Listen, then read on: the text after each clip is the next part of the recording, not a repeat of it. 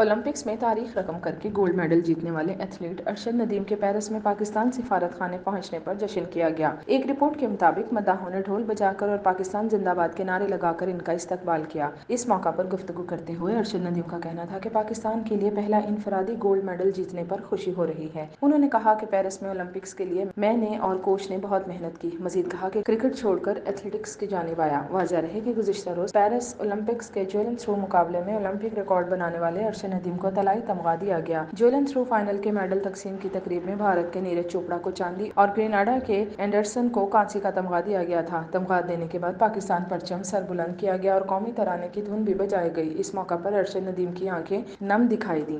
Medal تقریب کے بعد تینوں میڈلسٹ نے تصویر بھی کھنچوائی۔ اس سے ایک روز قبل پیرس اولمپکس میں جیولن تھرو کے مقابلے میں پاکستان کے ارشد ندیم نے تاریخ رقم کرتے ہوئے اولمپک کی تاریخ کی سب سے بڑی 92.97 میٹر کی تھرو کرتے ہوئے پاکستان کو 40 سال کے بعد اولمپک میں گولڈ میڈل جتوایا۔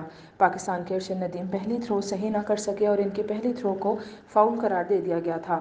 تیسرے راؤنڈ میں پاکستان کے ارشد ندیم نے 88.72 میٹر کی تھرو کی جب جمہوریہ چیک کے جیکب نے 88.50 میٹر دور نیزہ پھینکا۔ ارشد ندیم نے چوتھی تھرو میں نیزہ 79.40 میٹر دور پھینکا۔ انہوں نے پانچویں تھرو کی تو نیزہ 84.87 میٹر دور جا گرا۔ چھٹے اور آخری راؤنڈ میں پاکستان کے ارشد ندیم نے مقابلے میں دوسری بہترین تھرو کرتے ہوئے نیزہ 91.79 میٹر دور پھینک کر اولمپک کی دوسری بہترین تھرو کا ریکارڈ بھی اپنے نام کیا۔